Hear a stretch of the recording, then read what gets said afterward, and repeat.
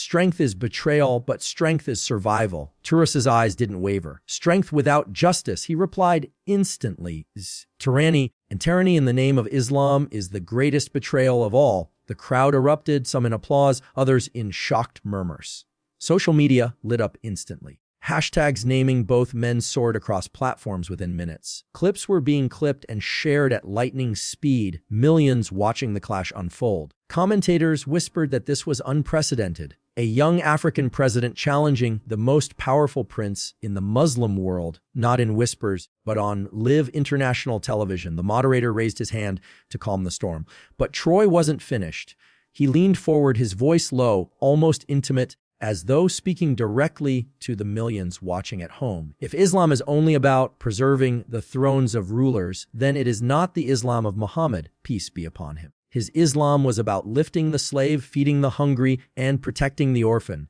If leaders today fear that message, then perhaps the fear is not of rebellion, but of truth. At that, Mohammed bin Salman's face hardened, his lips pressing into a thin line. The cameras caught it all, the flush of anger, the barely concealed frustration. For a man used to scripted appearances to controlled narratives, this was intolerable. Yet he could not walk away, not without confirming the image of weakness. He had to respond, but the damage was already done. But the world had seen him provoked, unsettled by a man much younger, a leader of a small, struggling nation who dared to invoke Islam against him. The moderator desperately tried to interject, thanking the two leaders for their perspectives, but it was too late.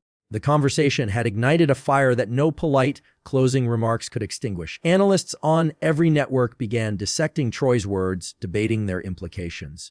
Called him reckless, others hailed him as courageous, but everyone agreed. Mohammed bin Salman had been put on the defensive on his own stage. Fury in his eyes betrayed just how deeply the words had cut. Later, as the cameras captured the wide shots of the conference hall, Traoré remained composed, sitting with hands folded, his face calm, while bin Salman whispered harshly to an aide beside him. The contrast was stark, one man aflame with fury, still as a mountain. And that image, more than the words themselves, became the symbol of the night. The young African who stood unshaken against a prince of one of the richest kingdoms on earth. That night, as the broadcast replayed across networks, the internet swelled with commentary. Memes, debates, essays, even sermons emerged overnight. In mosques, some imams quoted Torah's words for a return to justice in Islam. Others condemned him as disrespectful, too bold, a disruptor. But no one ignored him. His voice had pierced the wall of silence.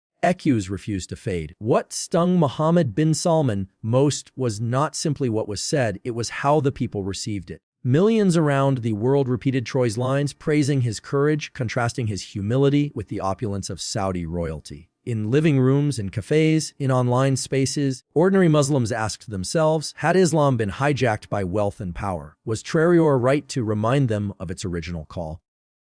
The questions spread like wildfire. For a ruler used to control, that was the true fury that the narrative had slipped beyond his grasp. As the cameras continued rolling, sat at the edge of its seat, watching two men, symbols of two very different approaches to Islam, power and leadership, locked in a moment that no one could have scripted. Mohammed bin Salman had tried to maintain the poise of a global statesman, carefully weaving his words with diplomatic caution. But Ibrahim Traoré had cut through that polished facade with a disarming as it was powerful. His voice carried the weight of conviction, not the rehearsed tone of a politician. He had spoken of Islam not as an instrument of influence, not as a banner to justify political alliances, but as a way of life rooted in humility, justice, and the empowerment of ordinary people. The clash was not only ideological, was spiritual, cultural, and profoundly generational. The prince leaned back in his chair, visibly agitated. He attempted to interrupt Traoré,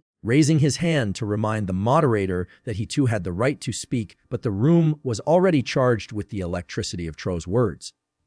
The audience of scholars and diplomats was transfixed. Traoré had spoken of Islam as belonging to the poor, the farmer in the field, the young woman struggling to learn in a village school, the worker sweating in the desert heat. He contrasted that purity with the image of palaces glittering under oil wealth where faith was invoked only when convenient for political gain. It was this sting that seemed to inflame Mohammed bin Salman, for the veiled accusation struck at the heart of a global perception that under his watch Islam had become a tool of spectacle. Performance staged to appease allies while silencing dissenters. The prince cleared his throat and leaned forward into his microphone, his voice strained but forceful. He declared that he was a guardian of Islam's holiest sites, a defender of its traditions, and that his modernization plans were not betrayals, but necessary evolutions. His words were rehearsed, familiar to those who had heard him speak on international stages before. But in that charged moment, they sounded hollow. The tension grew thicker because Traoré did not retreat into politeness. Instead, he locked eyes with the prince, the intensity in his gaze saying more than his words could. Then he spoke again calmly but firmly. Islam is not defended by who owns the Kaaba, nor by who controls the mosques. Islam is defended by those who practice justice, by those who feed the hungry, by those who resist oppression, whether in the deserts of Arabia or the villages of Africa. The audience erupted in murmurs, some gasps, some whispers of approval, others shocked silence. The camera zoomed in on Mohammed bin Salman's tightened jaw, his lips pressing into a thin line as he forced a smile that could not mask his fury. For him, the embarrassment was not only personal, it was political to be challenged so boldly and on live television stripped away the aura of untouchable authority that he had carefully cultivated.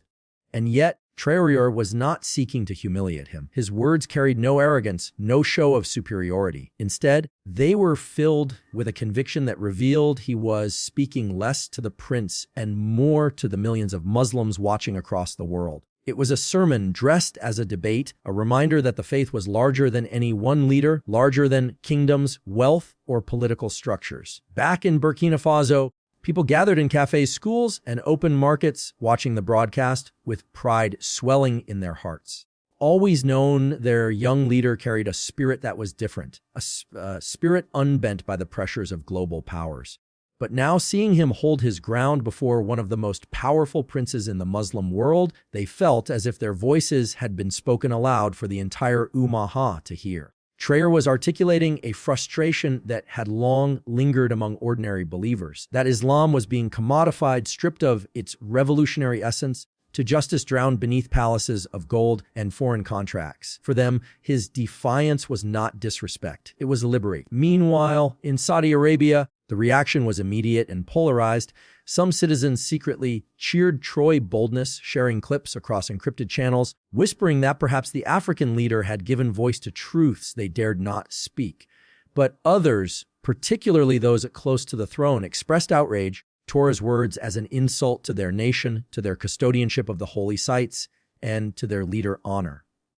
The media machinery scrambled, spinning narratives, cutting segments, trying to dull the impact of what millions had already seen live. Yet no editing could erase the fiery exchange, for the raw clip had already gone viral across platforms. Commentators on global networks analyzed every phrase, every expression. Some framed Traoré as reckless, questioning whether he had gone too far in directly challenging Mohammed bin Salman. Others praised him as a voice of truth, a leader unafraid to call out hypocrisy in the highest corridors of power. The dichotomy revealed the very heart of the debate.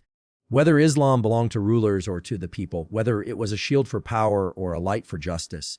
And as the discussions raged on, the image of the young Qanab leader standing calmly while the prince fumed became an icon of resistance. Traoré, however, seemed unaffected by the storm he had unleashed. In his closing remarks, he once again brought the conversation back to faith's essence, compassion, justice, and community. He reminded the audience that Islam was not about divisions between rich and poor nations, nor about who could host the most extravagant summits, but about the bond between believers who carried one another's burdens. He spoke of the Prophet Muhammad's life not as a tale of palatial rule, but as the humble example of a man who ate with the poor, who stood against injustice, and who reminded the powerful that their authority was only a trust, never a crown. His voice softened as he concluded, but the softness only amplified the depth of his conviction. By the time the broadcast ended, the entire world knew what had transpired. Mohammed bin Salman left the stage, visibly displeased, his entourage clustering around him as cameras tried to capture every flicker of emotion on his face. Traoré, on the other hand, walked calmly, greeting journalists, shaking hands, and even smiling as if he had simply fulfilled a duty that lay heavy on his conscience. He had not spoken to win applause nor to score political points. He had spoken because he believed silence in the face of compromise would be betrayal, not only to his people, but to his faith. And so the narrative spread far beyond the conference hall. Across Africa, he was celebrated as a leader who had refused to bow, a man who had carried the dignity of an entire continent onto a stage dominated by wealth and power. In the Middle East, he became a polarizing figure admired by many, despised by others. In the West, analysts struggled to frame the event, for it did not fit the usual categories of geopolitical strategy. It was not about deals, alliances, weapons. It was about faith, morality, and truth spoken without fear. The impact could not be measured in immediate outcomes.